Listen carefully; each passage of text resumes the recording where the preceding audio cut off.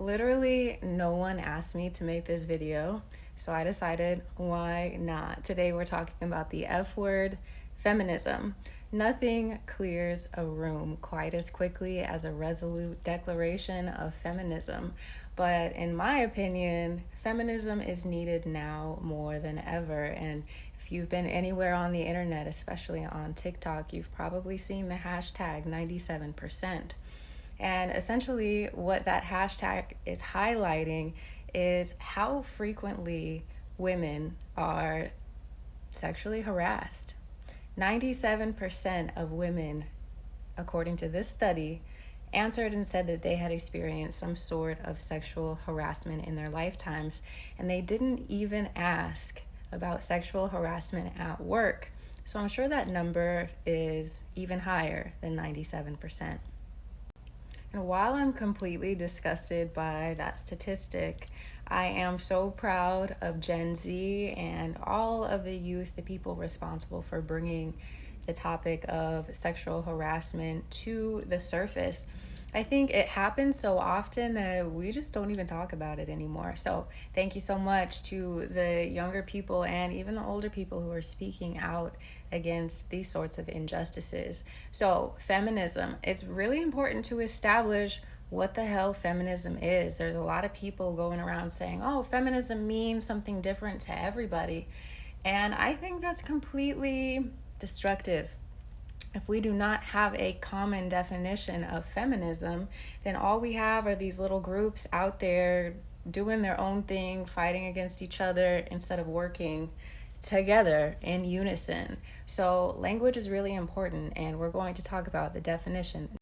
So for the sake of solidarity, let's take a moment to reflect, to look at what the definition of feminism is so that we all are on the same page.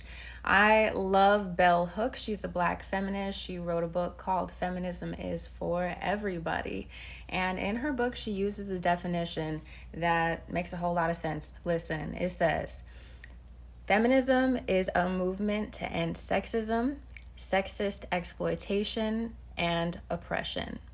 Again, sexism, a movement to end sexism, sexist exploitation, and oppression. So nowhere in that definition did it say anything about hating men. And whether or not you hate men or date men or anything like that, that's irrelevant when it comes to feminism. Feminism is not anti-male, it is anti-sexism. And that's a direct quote from Miss Bell Hooks. It's really important that we emphasize that feminism is not anti-male, because that's where a lot of friction comes within the society. That's why a lot of people feel like they cannot be feminists, because they love males. They love their fathers, their husbands, their brothers, their sons, and rightfully so. So again, a huge sticking point. Feminism is not anti-male, it is anti-sexism. But just like with the word feminism, we need to be on the same page when it comes to these definitions. What is sexism? It's really interesting because in 2019, people at the United Nations, they met together, they had a big ass meeting of people, and they decided together, what is sexism? So that we can all work together to combat it. So let's take a look. Sexism is any act, gesture, or visual representation, spoken or written words, practice, or behavior based upon the idea that a person or group of persons is inferior because of their sex, which occurs in the public or private sphere, whether online or offline. And it adds that sexism is widespread and prevalent in all sectors and all societies, and sexism and sexist behaviors are rooted in and reinforce gender stereotypes. So to put it simply, sexism is when you claim that someone is better than someone else, or someone is allowed to do something that someone else can't based on what they have in their pants. And that's just simply not fair, and it has nothing to do with anything. So sexism is the system that tells us that pink is for girls and blue is for boys. It's the system that tells us that women belong in the kitchen and that men have to be the breadwinners.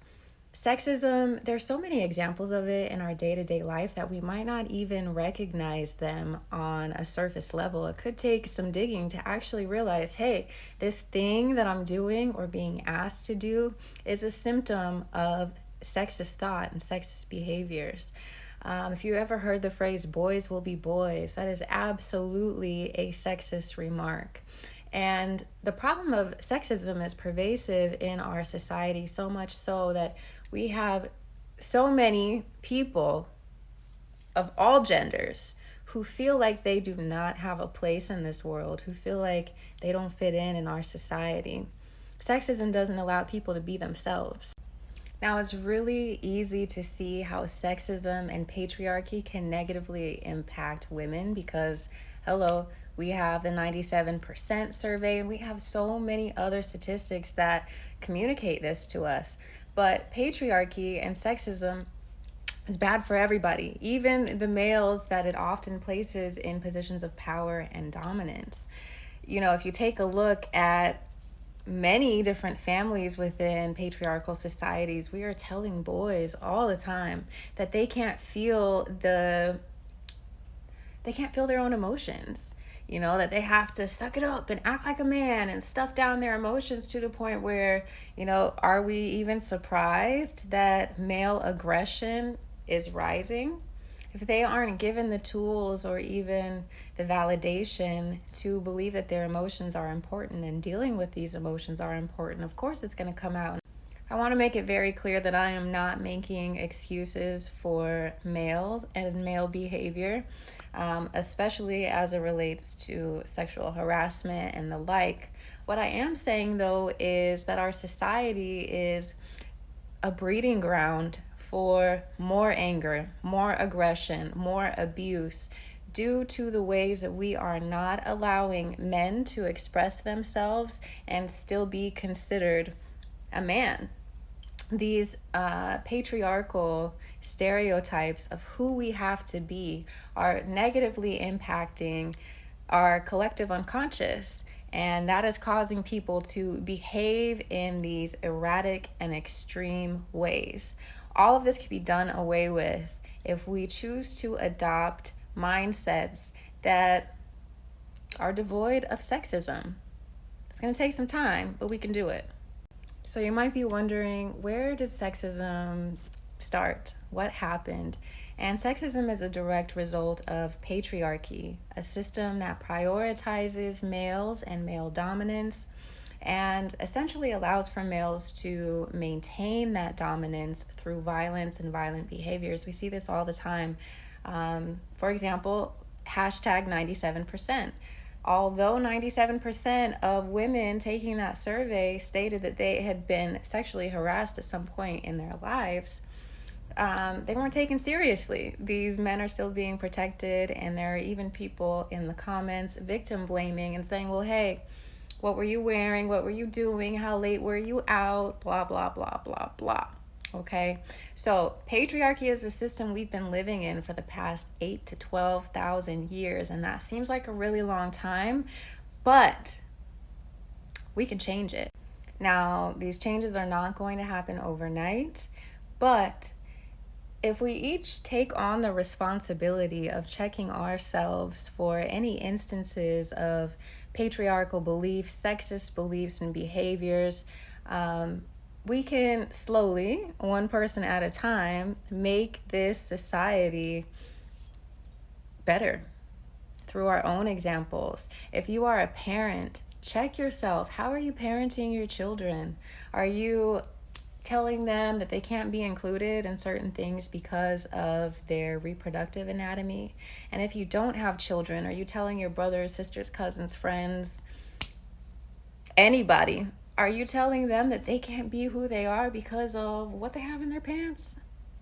If you really take a second to think about it, does any of that make sense? And if it does for you, all right, that's a stretch, whatever. It can seem really overwhelming to approach feminism with this idea that we have to fix everything immediately. And the truth is, it won't be fixed immediately. But you can integrate some changes into your life right now, today. to help you out. So if you answered yes to any of those questions about perpetuating patriarchy in your life, here are some suggestions of things that you can do to help you be more like a feminist. First, avoid using language that objectifies or degrades women. Speak out if you hear someone else making an offensive joke or trivializing abuse of any kind. If a friend says that they've been assaulted, take him or her seriously and do your best to be supportive. Think critically about media's messages relating to gender roles. Be respectful of other people's appearance. Always communicate with your sexual partners, even in casual situations.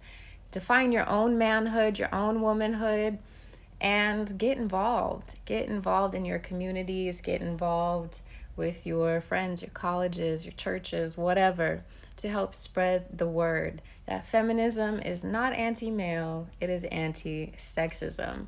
I personally would love to live in a world where everyone feels free and safe to be themselves, to participate and engage in whatever activities that bring them joy, regardless of the expectation of others.